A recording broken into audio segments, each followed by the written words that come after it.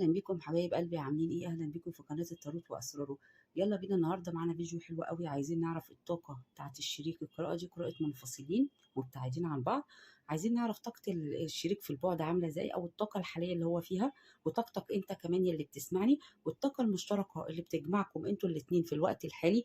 يعني ايه بالظبط الطاقه اللي زعلانين فرحانين؟ هو مش في دماغه ايه إيه اللي بيجمعكم مع بعض؟ يعني طاقتكم مشتركه بالظبط. طبعا دوت هو في غياب وفي بعد. عايزين نعرف برضو كمان، هو لسه بيراقبك وبيبص عليك؟ مهتم لحالك، ولا خلاص خلاص الموضوع كده ما بقاش في دماغه؟ يلا بينا نبدا كده. معانا قرايتين، القرايه الاولى والقرايه الثانيه، المجموعه الاولى والمجموعه الثانيه. اختار بالطاقه، اختار بالحجر. معاك الحجر ومعاك كمان الحروف. طبعا احنا دلوقتي في طاقات متعدده، مش احنا في قرايه عامه مش قرايه خاصه. طاقتنا طبعا ممكن حد يعجبه الحجر ده بس هو عنده في الحروف دي، والعكس صحيح برضو. ممكن هنا ممكن وانت يبقى الحروف ديت هي اللي انت بتشوفها باسم الشريك طبعا، اسم الحبيب. دي قرايات عامة مش قراية خاصة. لو حابب تعرف حالته بالظبط، هو بإيه في حياته كلها، اتواصل معايا. قراية خاصة طبعا، علشان نعرف كل طاقته وكل حياته في البعد عاملة ازاي. دي قرايات عامة يا جماعة، بقولها للمرة التانية عشان تبقوا ايه، فاهمين الدنيا ماشية ازاي. اظن انتوا، انا سبت لكم وانا بتكلم الحبة اللي فاتوا دول، انا سبت لكم طبعا الاحجار قدام عينيكم. الحجر الحلو دوت طاقته برضو انتوا عارفينها، اكيد عرفتوها. المجموعه الاولى الابيض في الذهبي ده اكيد طاقتكم بتوصلوا. يلا بينا، معانا حروف المجموعه الاولى: س ج واو نون قاف زين س ظ ضاد ب غ لام د ح. دي حروف المجموعه الاولى. طبعا دي حروف اسم الشريك الحبيب اللي انت داخل تسمع عنه الفيديو. والمجموعه الثانيه الحجر الاسود دوت، معرق كده بني وذهبيات حلوه قوي، برضو طاقته جميله جدا على فكره. الحروف بتاعت الشريك: ألف ت خ ص ك ش ف ي ه ر ط م زال عين. حط طاقتك على الحروف أو على الحجر، ويلا بينا كده نبدأ. المجموعة الأولى. بسم الله الرحمن الرحيم. عايزين نعرف هنا كده طاقة الحبيب في البعد عاملة ازاي. انت فارق معاه ولا لأ؟ بيراقبك، بيبص عليك، عايز يتواصل معاك. بسم الله الرحمن الرحيم. يلا بينا. بسم الله الرحمن الرحيم.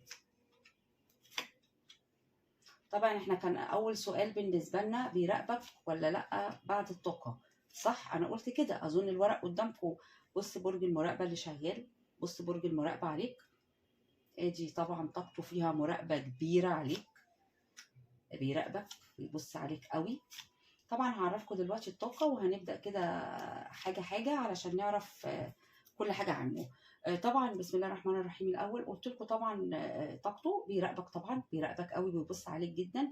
عارف ان هو في الطاقه الحاليه هو بيفكر وبيقول، عارف ان هو سبب لك في مشاكل كتير، عارف ان هو اللي هو كان بيعمل معاك مشاكل، وهو كان بيختلق المشاكل، وهو كان ممكن على الهايفه بيتصدر من ادفع حاجه بيعمل مشكله، ادفع حاجه بيمشي، ادفع حاجه بيسيب لك الحياه بتاعتك ويمشي. صاحب مشاكل، هو ما بينكرش ده. دي طاقته الحاليه، ده تفكيره او حياته. هو بيقول ان هو كان سبب في مشاكل ليك، وبيراقبك طبعا قلنا. نفسه ان هو يرجع يتواصل معاك في الوقت الحالي، عايز يلم الشمل تاني. انت وحشه قوي على فكره، خايف منك كمان. طاقته الحاليه خايف منك، فيها خوف قوي منك. نفسه يرجع يتواصل معاك تاني، نفسه يرجع يتكلم معاك، بس خايف منك، هايبك قوي. عارف ان انت مش هتعديله الحرق الدم اللي هو والمشاكل اللي هو كان بيعملها لك، وحرقه الدم اللي هو كان بيسببها لك، ومشيان وخذلان ليك. كان بيخذلك كتير على فكره. الشخص ده ضغطك نفسيا بطريقه رهيبه قوي، انت اتضغطت منه. يعني بص، انت جبت اخرك منه. نرجع تاني لنقطتنا. خايف منك، هايب منك قوي. بتسمعه كلام صعب قوي، طبعا مش من فراغ من اللي هو عمله معاك. طاقته الحاليه كمان تعبان جدا، تعبان قوي على فكره. الشخص دوت لو سابك عشان طرف ثالث، او سابك ومشى بطريقه اللي احنا قلناها، اللي هو بيعمل مشاكل ومعارك، ندمان ندم عمره، واتغدر بيه واتهان، وحاسس ان هو من غيرك ميت، من غيرك شخص ميت، ما عندوش طاقه، ما عندوش شغف، ما عندوش حاجه حلوه يعيش عشانها. يعني حاسس ان انا حياتي فاضيه، ايه لازمتها؟ تعبان جدا. برضو الكارت ده بيكمل الكارت ده. كارتين بيكملوا بعض. هنا حياته فاضيه وما عندوش شغف وميت، تمام، احنا قلنا هنا نصه انت، النص التاني انت، النص اللي بتكمله، انت اللي بتفتح له الدنيا. حياته مقفوله، ما فيهاش حاجه تفرح خالص. بيحاول طبعا يشتغل على نفسه، بيحاول يقنع نفسه ان الدنيا ماشيه في الوقت الحالي، بيحاول يمشي اموره. هو شخص شاطر على فكره في شغله، يعني لو قلناها شخص شاطر قوي، مجتهد في شغله، بيحب عمله قوي، ودؤوب على عمله قوي، بيحب وناجح في شغله على فكره. وكمان نفسه انه يصلح العلاقه، يعني حد قاعد عايز يصلح، وفعلا بالفعل هو بيصلح. ممكن برضو يكون بعت لك حاجه، او لو كان في بلوكات مثلا، ممكن يكون طبعا بسبب دوت. انا ممكن اقول لك ممكن يكون عامل بلوك، وممكن يكون مبوظ الدنيا، ممكن يكون خارب الدنيا، ما اقدرش اوصف لك لابعد مدى يعني. فطبعا احنا هنا هو بيحاول يتوازن، بيحاول يصلح الموضوع، عايز يصلح الموضوع تاني، عايز يرجع يقف على رجلين الاتنين بدل ما هو واقف على رجل واحده كده. وحاسس طبعا بالغدر وتعب الزمن على فكره. ده تعب ايام وتعب زمن، وقهره. ده شخص مقهور، شخص تعبان. وبرضه ارجع اقول لك خايف منك، يعني خايف يرجع يتواصل معاك.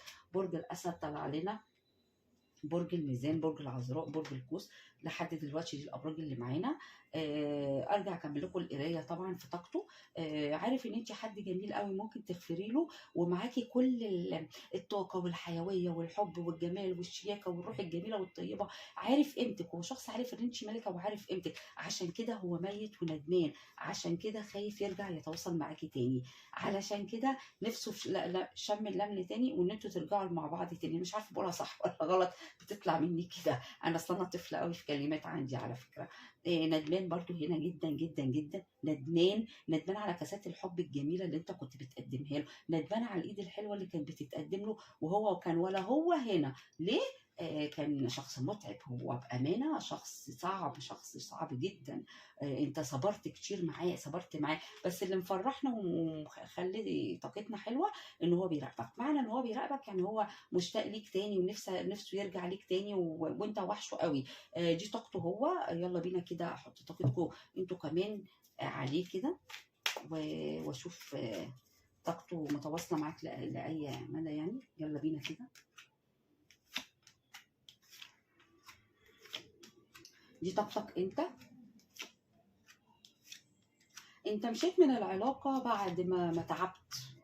انت مشيت يا صاحبي القراءة اللي بتسمعني، مشيت من العلاقة وسبتها له، مشيت ورحلت منها بعد ما تعبت وعملت فيها زرع وزرعتها، وحاولت تأسسها، وحاولت تجني ثمار جهدك كله. بس للأسف هو كان خذلك، يعني. طاقتك انت اللي بتسمعني، انت بتفكر فيه تفكير كتير قوي، بتفكر فيه ليل ونهار، انت مش عارف تنساه. للاسف انت دماغك تعبانه وعندك صداع باستمرار، يعني دماغك مولعه تفكير بسببه. كلامه وحشك، اسلوبه وحشك، طريقته وحشاك، طريقته اللي كان بيكلمك بيها، اسلوبه، الميكس بتاعه كله كده وحشك. انت قاعد لحد دلوقتي في مكانك وصولب مكانك كده، ومعتز بنفسك، ومش عايز تخطي له، خايف تخطي له او مش حابب تخطي له. بتدعي ربنا ان العلاقه ترجع تاني تستقر، وترجع تاني يبقى فيها روح، ويرجع تاني نهارها يبقى كويس يعني. ما انت فعلا بتتمنى ده تاني، قاعد مستنيه. عارف قيمه نفسك قوي، لان انت ما انت انا ما رضيتش اشيل الاوراق اللي تحت، لان انت عارف ان هو السبب في الكوارث والبلاوي والمشاكل اللي عملها. فانت قلت لا، انا هقعد مكاني، انا خلاص، انا قاعد مكاني معزز مكرم، انا قاعد مكاني معزز مكرم. هو بقى اهلا وسهلا بيه لو عايزني.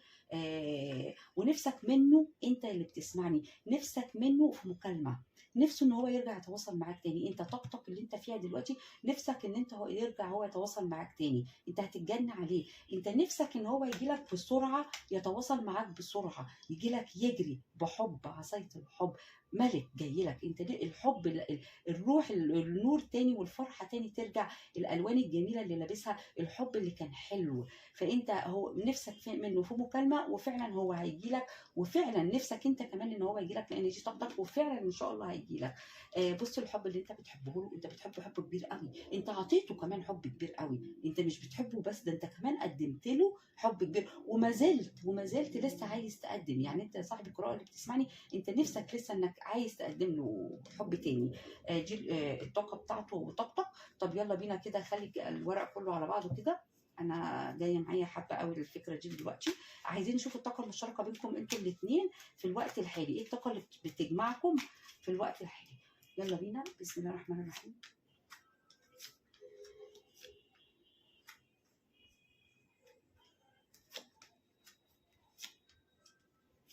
متهورين، انتوا الاتنين متهورين، انتوا الاتنين صعبين في تفكيركم، انتوا الاتنين ندمانين في الطاقة اللي انتوا فيها. انتوا فيها طاقة ندم، طاقة ندم، طاقة مراقبة، طاقة انتظار، طاقة كل واحد فيكم مستني التاني انه يكلمه. يعني انت مستنيه هو يكلمك وانت والعكس. طاقة طيبة، طاقة حنين لبعض، بتحاولوا في الفترة الحالية تهدوا على بعض، بس لسه انتوا الاتنين مكبرين. طاقة التكبر موجودة. الطاقة المشتركة بينكم فيها حاجات كتير قوي، فيها حاجات كتير قوي قوي جمعاكم. كل كارت قسما بالله عايزة اعمل بيه قراية لوحده. طاقتكم جبارة انتوا الاتنين. طاقة الغرور، طاقة التكبر، طاقة ال ايه، عدم ايه المسؤولية، مش عدم المسؤولية بالمعنى مش عايزين تاخدوا قرار لحد الوقت الحالي. في الوقت الحالي لسه مش عايزين تاخدوا قرار كله. يلا بينا، انتوا بصوا عمالين تبصوا على بعض وعمالين تراقبوا بعض.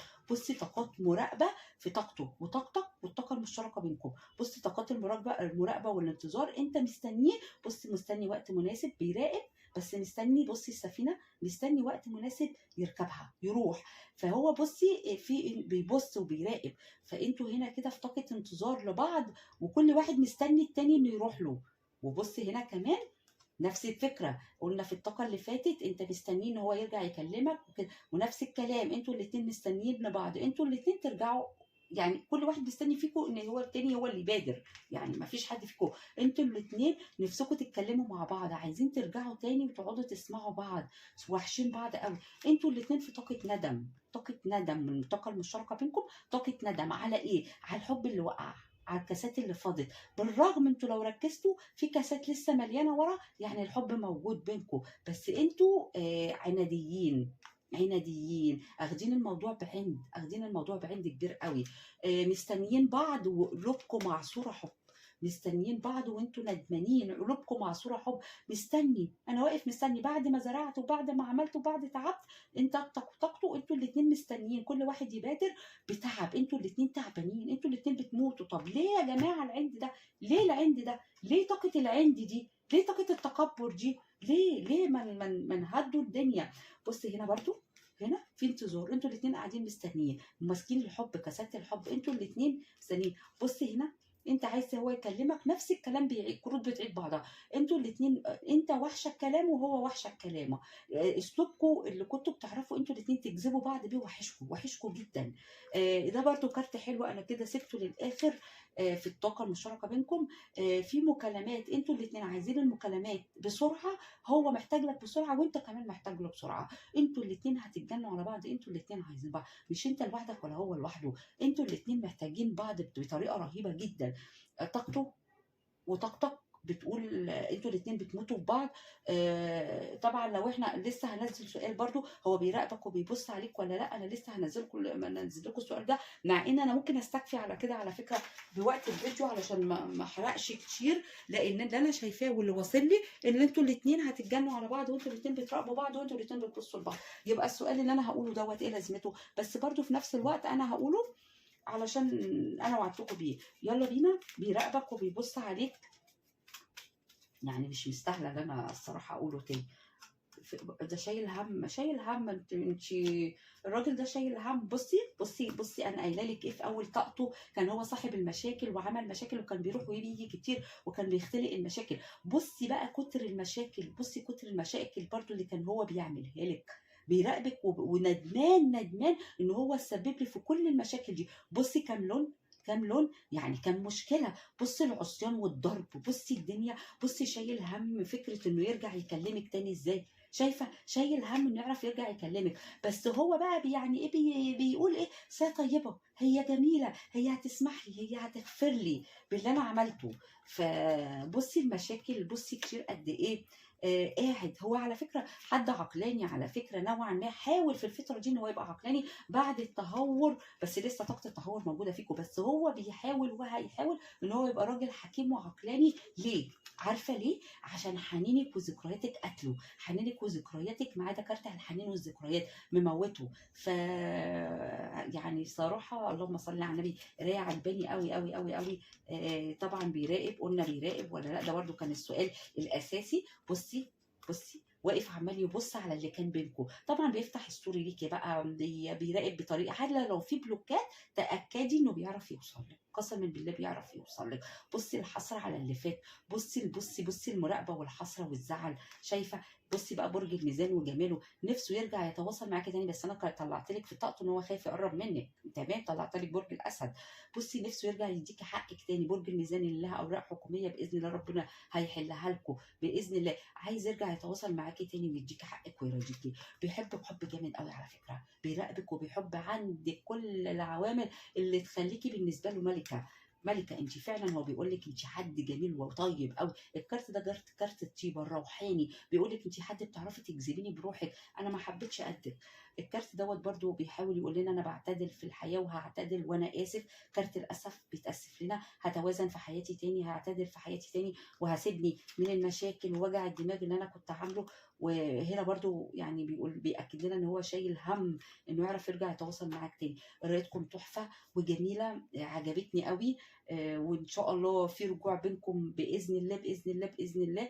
كارت الاعتدال دوّة بيأكد لي طبعًا بكده يعني. ربنا يسعدكم يا رب ويهدي لكم حالكم يا رب ويجمع شملكم على خير. وطبعًا دي قرايات عامة ممكن تناسب ناس وناس لأ. فاللي حابب قراية خاصة يتواصل معايا من داخل مصر على 015 546600065، ومن خارج مصر على 002015546600065 لحجز القرايات الخاصة المدفوع مع دفع الأجر طبعًا. وقابلني برضه برج العذراء، برج الجدي، برج الأسد، برج الميزان، برج الدلو، برج الميزان تاني. فربنا يا رب يجمع شملكم على خير. ويلا بينا على القراية التانية والمجموعة التانية. يلا نشوفهم.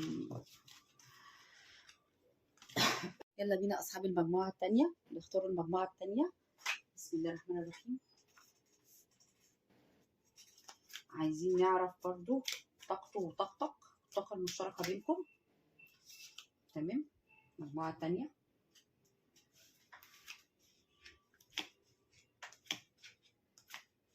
دي طاقته هو شخص متعب، شخص قلعبان قوي. الطاقة التانية، الناس اللي بتسمع لصاحب القراءة التانية، شخص تعبك جدا. نفس على فكرة القراءة الأولى، على فكرة ليكوا رسائل مع بعض يعني في القراءة الأولى برضو ارجع لها، في رسالة ليك.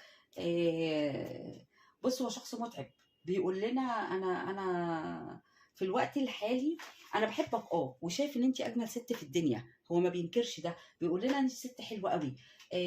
وأنا جت فترة كده الشيطنت فيها، هو بيحكي لنا وبيتكلم معانا، بيقول لنا انا حقك عليا، انا جت فتره الشيطنت فيها، انا قلت لك كلمه حقك عليا، هو بيقولها لك لمليون سبب هقوله لك دلوقتي. حقك عليا، انا الشيطنت وعملت مشاكل بالرغم ان انا بحبك، انا حب شعله بالنسبه لك وانت بالنسبه لي حب شعله، انا ما اقدرش انساكي. بس الكارت ده للاسف كارت سلبي، والكارت ما بيطلعش غير لو الشخص اللي انت بتسمع عنه انه بوظ الدنيا، او مش عايزه اقول ان هو بوظ الدنيا مع حد تاني مثلا، بس هو كان تعبك نفسيا قوي. خلينا هادين في العلاقه وخلي المسميات حلوه شويه. قلت لك هو ندم عليكي، وقلت لك ان هو تعبك ليه. بصي هو في الوقت الحالي قلبه مكسور، في الوقت الحالي دي طاقته طبعا، في الوقت الحالي بصي القلب المكسور، مجروح مكسور متهان متدمر، قلب متدمر، قلب شخص تعبان نفسيا مش مبسوط، شخص متعلق لسه في علاقتك ومش عايز يبعد عنك بالرغم انه يعرف يبعد ويسيبك، بس هو لسه مش عايز يخطي خطوة البعد، يبعد عنك، متكتف في العلاقة. بس لسه ما خدش خطوه ليكي، او في الوقت الحالي ما فيش خطوه ليكي، عشان ابقى صريحه برضو وتبقى القرايه ايه منطقيه. نفسه يرجع، نفسه يرجع برضو يفرح قلبك ويفرحك، بس ليكوا رساله في المجموعه الاولى والجراءه الاولى، خايف يقرب منك ومش عارف يقرب منك، مربوط. عارفه الشخص اللي مربوط، اللي عليه حاجه او اللي معمول له حاجه، بتبقى حاجات زي كده يعني. او هو مش ما عندوش الجرأه انه يجي يتكلم معاكي بعد اللي عمله، بعد الخذل برضو اللي وراه له. برضو طاقه المراقبه وبرج المراقبه شغال، مش عارف ينساكي، حاسس ان انت العالم بتاعه، مش عارف يبعد عنك، نفسه يرجع يتواصل معاكي تاني، دي طاقته، نفسه يرجع يتواصل معاكي ويجيلك، بس خايف، رجله جايه بس بطيئه شويه، مش بيجري زي الحصان اللي بيجري اللي احنا برضو بقدمه لكم في سواء في كروت تانية. لا، عايز يجي يقدم لك الحب بس خايف منك. و الطاقه دي لو قلناها وشكلنا القراءه شويه، هو جاي، هو جاي بس طاقته هاديه، طاقته بطيئه. تمام. برضه هنا هو ندمان وزعلان ان هو ساب العلاقه ومشى، بيقول لك انا سبت الدنيا، انا سبت النور والشمس والقمر بتاعي ومشيت، انا رحلت، رحلت عن الميه والخضره، والوجه الحسن اللي هو انت والحب اللي كنت مقدمه لي، انا سبت كل الحاجه الجميله دي ومشيت. فطبعا ندمان وزعلان، يعني مش عارفه نفسه بقى في حياه، برضه الطاقه اللي احنا فيها، نفسه في دنيا جديده ومرحله جديده تاني، نفسه اللي فات ده ينساه، اللي اتكب بره ده خلاص مش عايزينه، نفسه نبدا من البحر الجميل ده، ميتنا تبقى طاهره وعذبه، النجمه مش عايز يبعد عنك، مش عايز، نفسه ان يعني النجوم ترجع تتملى تاني وتبقى حلوه تاني. برضو نفسه معاكي في ارتباط، نفسه معاكي ان تبقى في ترسيم بينكم، او نفسه معاكي ان هو يرجع اقل ما فيها، والعلاقه اللي كانت هاديه قبل كده ترجع نفسك زي الاول. والكارت ده كارت على فكره زواج وارتباط، عشان تبقى برضو ايه القراءة تمام.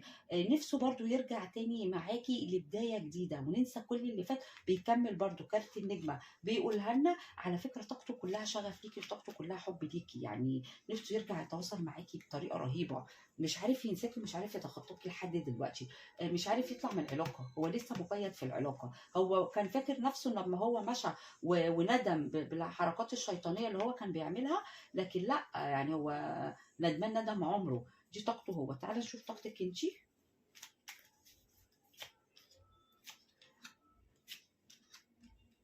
دي طاقتك انتي اللي بتسمعنا. انتي لسه متعلقه في علاقته، مش عارفه تبعدي عنه، وشاكه ان كان في طرف ثالث، انت شاكه ان كان في طرف ثالث كان في بينكم، وهو مش بينكر، هو مش بينكر، هو بيقول ان انا كنت شخص متعب وشخص حلنجي وشخص كنت مبوظ لك دنيتك. نرجع تاني كده لطاقتك، طاقتك يا اللي بتسمعني، انت لسه مقيد في العلاقه، مش عارف تنساها ومش عارف تبعد عنها ومش قادر تبعد عنها، لسه بتحبه ولسه بتفكر فيه. انت حد طيب جدا جدا قوي، حد طيب قوي، حد متسامح، حد متصالح مع نفسه، ما بتحبش العلاقات اللي فيها وجع دماغ، ما بتحبيش الدوشه حواليكي، مش عارفه تنامي، طبعا اكيد متوتره من الهيصه اللي حاصله دي كلها والبعد اللي حاصل، لان احنا قلنا دي قراءه منفصلين، يعني انت كل دوت متعبك، نفسك في ان عجله الحب ترجع تاني تدور وترجع الدنيا تهدى تاني ويبقى في تواصل بينكم تاني، نفسك في كل ده، ونفسك كمان معاه في مناسبه تجمعكم. على فكره ده كارت مناسبه قريب، حفله، عيد ميلاد، شبكه، كارت الشبكه، يعني في كارت ده كارت مناسبات، ونفسك انت كمان في مناسبه تجمعك معاه، ما دي طاقتك انت. انت شكيتي ان في طرف ثالث في العلاقه، شكيتي فيه غموض في حياته، انت عارفه ان هو كان فيه غموض فعلا، ما هو الكارت ده برضو كارت غموض، كارت لقم، كارت خبز، كارت مش سالك. احنا طلع لنا في القراءه هنا كروت صعبه، كروت صعبه جدا، دي الكروت العظمى يا جماعه، يعني دي الكروت الكبرى، اسفه الكروت الكبرى، يعني عندنا دي الكروت الكبرى اللي هي صعبه صعبه طالعه هنا. هنا برضو عايزه حقك منه، انت ماسكه له الميزان وبتطالبيه بحقك، انت بتقولي له اديني حقي، انا ما خدتش حقي منك، انت زعلانه ووحيده في الوقت الحالي، مكتئبه مكتئبه وعايشه في عزله، حتى لو حواليكي ناس بس جواكي في ضلمه، جواكي في صرخه، جواكي بتصرخي، نفسك انه يرجع يكلمك ويقدم لك عروض وحلول للي عملها، او انت نفسك ان هو يرجع بحاجه تفرح قلبك، حاجه تسر عينك تخليكي تبقي افرح من ده ولا من ده ولا من ده، نفسك في عوض، انت نفسك في عوض ويكبر بخاطرك بعد اللي حصل ده كله. طاقته كانت صعبة جدًا معاكِ، بتقولي له أنت كنت شخص صعب، بتيجي تسرق فرحتي وتمشي، أنت كنت شخص بتيجي يومين 3 وتمشي، شخص حلنجي، شخص ما كنتش مفرّحني. أنتِ طاقتِك بالنسبة له بتلوميه لوم كبير أوي، بتلوميه لوم كبير أوي، وكمان أنتِ تعبانة نفسيًا وفي عُزلة بسبب إنِّك شكيتِ إن في طرف تالت، يعني ده برضه تعبِك أوي. طب يالّا بينا كده نعرف بقى الطاقة المشتركة، دي طاقتِك أنتِ، الطاقة المشتركة بينكم. لأ الطاقة المشتركة واو، واو، واو، واو، واو، جميلة، جميلة. حلوة لحد دلوقتي الطاقة المشتركة مريحاني. الطاقة المشتركة بينكم أنتم الاتنين طيبة القلب، الحب المتبادل، إن أنتم نفسكم المرحلة اللي فاتت دي أنتم الاتنين نفسكم المرحلة اللي فاتت دي خلاص تنتهي وتخشوا علاقة مرحلة تانية حلوة. يلا بينا نبدأ كده. حنينكم وذكرياتكم لبعض قاتلكم أنتم الاتنين، وأنتم الاتنين بتقولوا لبعض أنت نصي وأنتِ بتقولي له أنت نصك، يعني أنتم الاتنين شايفين بعض إن ما ينفعش لا أنتِ مع حد تاني ولا هو مع حد تالت. برج الأسد برضه طلع لنا، نفسكم تتبادلوا كاسات الحب مع بعض. أظن كارت تحفة يعني طالع. أنتم الاتنين بتحبوا بعض حب بلا ما لا نهاية، يعني بتحبوا بعض أوي. توأم الروح طبعًا طلع لنا، برج الأسد برضه كرر نفسه. بيقول لنا إن أنتِ وهو تحفة، بتحبوا بعض أوي، مش عارفين تبعدوا عن بعض ومش قادرين تستغنوا عن بعض. بس الوحش فيكم أنتم الاتنين في الوقت الحالي طاقة الغرور لسه موجودة، طاقة التكبر لسه موجودة، مش عارفين إن أنتم تتخلوا عنها. طبعًا ده مش من فراغ، فبيني وبينكم مش مستاهلة. نحاولوا كده يعني كل واحد يلمّح للتاني طب بالطريقة، يعني عشان نخلص.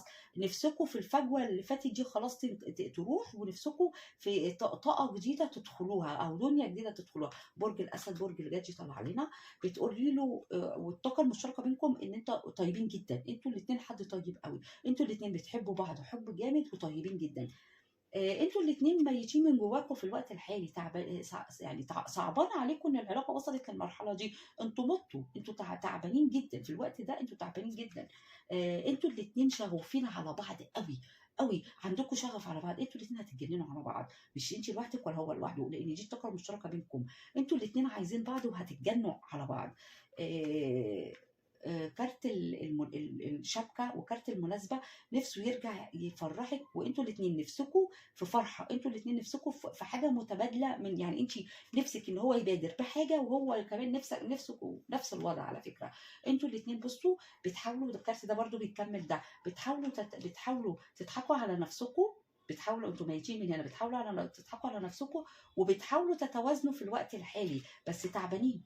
تعبانين طَب على إيه؟ وأنتم الاتنين نِفْسكم في العلاقة تترسِّم، في العلاقة ترجع تاني، لو في انفصال وطلاق نِفْسكم إن يبقى ترجعوا تاني بيتكم، يعني تتجمّعوا مع بعض تاني. أطفال، أسرة، الحُب بتاع الأسرة يرجع تاني، ولو مش مرتبطين وما فيش جواز، نِفْسكم برضه في فرحة، في فرحة تجمعكم أنتم الاتنين. يعني الصراحة القراية جميلة جدًا، أنا مش عارفة أقول إيه. طَب إحنا عايزين برضه كده خلّينا نكمّل، هو بيراقبك وبيحبك. خلّينا برضه نشوف الأسئلة دي برضه كده. بُصّي، هو بيراقبِك وبيراقبِك بمعنى الكلمة، يعني مش سايب الندم. هو طاقة الندم طالعة لي، طاقة الندم طالعة لي في إن هو سابِك وآمم كارثة، يعني ده كارت لوحده كارثة، انهيار، هو منهار من جوّه. بيراقبِك وبيبُص عليكِ طبعًا إحنا قُلناها، ونِفْسه طبعًا يرجع تاني، كاسات الحب موجودة. ماسك على مشاعره ومش حابب يتواصل في الوقت الحالي. طاقته ليك ضعيفة بس جاي، طاقته ليك ضعيفة بس جاي. حاسس إن هو بقى عايش لوحده ومتهان، مش مبسوط، هو مش مبسوط، نِفْسه يرجع معاك تاني. بُصّي بقى الكارت الجميل، نِفْسه يرجع بقى يسيب التوابيت اللي كان ميّت فيها، ونِفْسه يرجع بقى يشوف النور تاني من أول وجديد. بُصّي الكارت طبعًا اللي هينهي لنا الكلام ده كُلّه، الحاجة الحلوة دي كُلّها، جاي لِك بسرعة ونِفْسه يرجع لِك تاني وعايز يتواصل معاكِ بسرعة. ليه؟ لإنِّك حد طيب أوي وجميل أوي. ونِفْسه يرجع يدّيكِ حقِّك، ونِفْسه يرجع ويتواصل معاكِ وتقعدوا أنتم الاتنين على ترابيزة كده، تفاوض بقى كده، نهدّوا الأمور اللي كانت بيننا دي كُلّها. يا رب القرايه تكون عجبتكم. واللي حابب يتواصل معايا يتفضل معايا 015 546600065 من داخل مصر، من خارج مصر على 002015546600065 من خارج مصر، حجز القراءات الخاصه. واشوفكم على خير يا رب، وربنا يديلكم حالكم. انا شايفه في القرايتين ان في طاقه عند، وده مش مستحب. حاولوا كده بالطريقه، انزل حاله خشي شوفيها، ابدأي اللي انت افتحي كلام علقي عليها، او هو نزل حاله لو انت مش عايزه تعلقي عليها نزلي انت كمان حاله كأن شبيهه في الرد اللي انت مثلا كده. افتحوا بيبان الدنيا مش مستاهله، يا عالم بينا ويا عالم بقى عمرنا ويا عالم احنا موجودين النهارده مش موجودين بكره. ليه نضيع؟ ان انا شايفه طاقه العند سايده قوي على القراءه، مش مستحب يا جماعه. ربنا يهديلكم حالكم، واشوفكم في قرايات اخرى. سلام عليكم.